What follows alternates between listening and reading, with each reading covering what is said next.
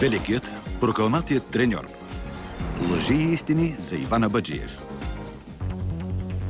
Иван Абаджиев е обявяван 6 пъти за най-добър треньор на България, а през 2001 година е обявен за треньор на страната на 20 век. Президентът на Международната федерация по вдигане на тежести Готфрид Шодъл с възхищение казва за него: стана ясно, родил се треньорът на света.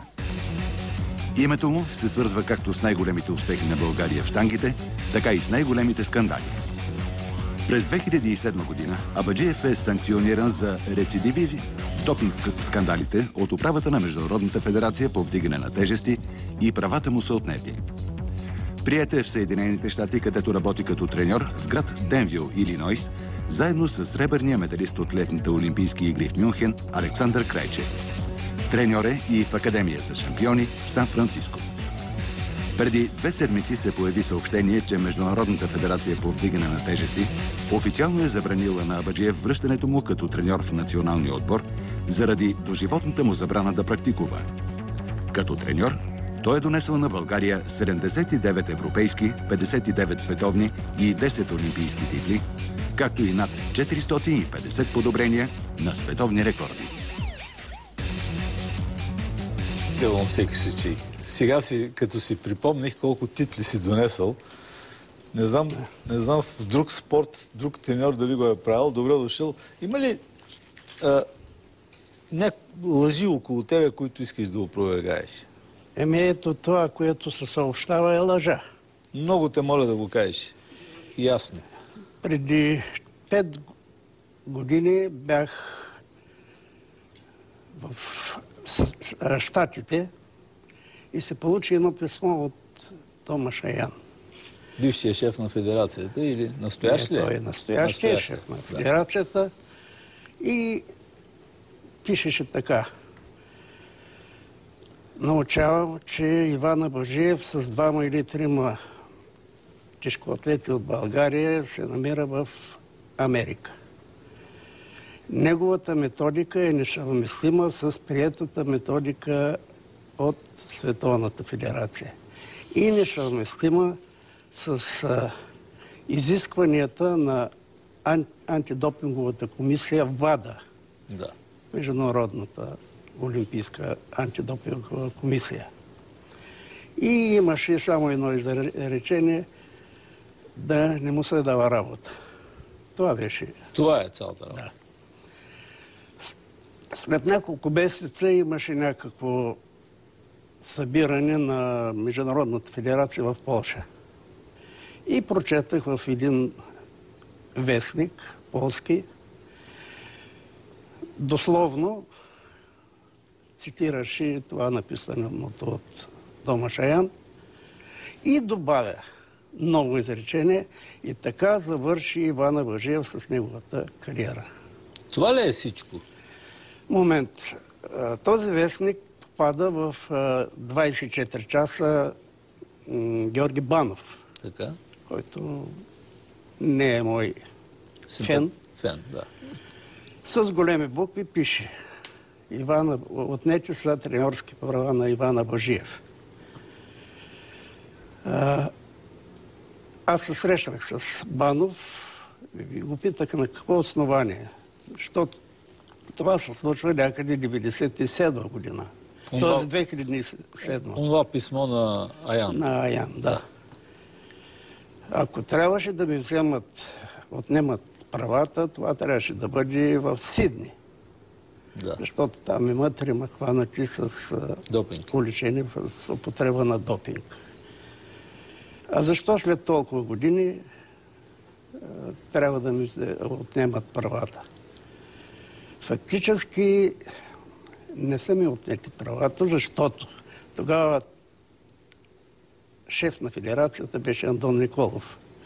Такова съобщение не е идвало до федерацията. И после, след като ме наказват, поне на мен трябваше да изпратят известие. Няма такова. Ти до сега не си получил? Не съм получил. А какво каза Банов? Банов каза, да, вестника, значи от това вестник е било написано. И аз му обясних, че там той е прибавил само едно изречение, което не означава при някакъв форум на Световната федерация са взимали такова решение. Трябва да има номер на това, да бъде уведомена и нашата федерация, българската, но тогава президент беше този Антон Николов и няма такова нещо. А сега Неделчо Колев е дал тази информация и аз прочетах в интернет. Да. Отнети са правата на Йордан Иванов и на Пламен Аспарухов и преди това на Иван Абажиев. Значи, продължава тази. Да. Значи, сега да уточня пак. Няма такава доживотна забрана. Няма такова съобщение нито до мен, нито до федерацията. Добре, Иване, кажи ми, познаваме се от толкова години. Това опит да те елиминират ли е? Какво е това? Ами вижте, ще ви кажа какво е казал Паганини. Паганини е казал: на успелите завиждат, на талантливите вредят, а на гениалните отмъщават. Да. Значи изпреварени. Другите имаше завист, и то не малка завист, оттам се пораждаше и злоба. И така те искаха да ме елиминират от историята на този спорт. И продължават. От историята не могат да те елиминират, защото при толкова аз ги чух. титли... 2001 година се събрали български треньори на Световното първенство, които работят извън България. Явно там са обували по този въпрос. И един от тях, Ганчо Карушков, каза: колкото и да се мъчите, вие не можете да извадите Абажиев от историята на този спорт. А ти имаш ли някакви интереси да дойдеш тук, треньор на... Къде? В България. Аз след 90-та година не съм правил опит да се приобщя дори към Българската федерация. Да. Аз никога не се натискам, не съм се натискал и сега не. Което е малко странно, защото те всичките след това ръководители на федерацията и старши треньори или повече са твои ученици. Те са... Не по-всички, всички са мои ученици. Всички, да. Всички. От 69-та година аз съм старши треньор. Аз въведах нова методика. Имаш ли обяснение, сигурно много си размишлял, тая черна наша неблагодарност, от какъв е корена е, бе? Защо се така става? Вижте, корена е завист. Ама извън завистта, така. Извън завистта, вижте, започна най-тежките години за мен бяха 84-та година. Стоил Сотиров ми поиска оставката. И аз го попитах сега, защото примачкахме руския национален отбор за това ли? Той ми отговори, че не е това, но не може да ми каже причината за искането на оставката. Не може Мартински да не е знаел за това. Но не може пък... Шефа на БСФС да поясна за... Да, не може ЦК да не е знаел това, че Мартински чрез подчинение си иска оставката на треньора, който най-много медали носи на България. Ти смяташ, че това е заради премачкването, както се изрази на руснаците. Ти по едно време се превърна в враг номер 1 техен, заедно с Нешка, разбира се. Не, разбира се, но аз отдавам на това, че тогава беше време на перестройката и от тогава започна падението на развитието на икономика, наука, култура и спорта. Да. Мисля, че това е планирано много. Живков не те ли защити тогава, 84? Не. Никой не му защити. И тук не ставаше въпрос за изваждането от състава на спортната деятелност, един треньор, специалист, но тук се хвърли усилие да бъде отречена методиката. Това е... Добре, от днешна гледна точка, ти продължаваш ли да твърдиш, че това е солидна методика, доказала се и така нататък? Тази методика коренно се различава от методиката, която се използваше в България и тогава. Да. Аз имах последователи, които се интересуваха от това, първа беше Нешка. Тя го признава. Да. Тя твърди, че е моя ученичка. Сега вижте разликата в това. Това има си закони, природни закони. Аз от 5 тона на ден увеличих до 50 и 60 тона на ден. Това е, Значи така да се огромно каже, количество функция, много повече. да, нормата на един щангист. Нормата беше за тях до тогава 5 тона, пък аз се увеличих на виждате какво. И има закон. Вземете един инфаркт. Една част от миокарда е повредена, не работи. Тази функция поема живата, останалата част. Доказано, че при хиперфункция се получава хипертрофия. Значи тази част започва да расте.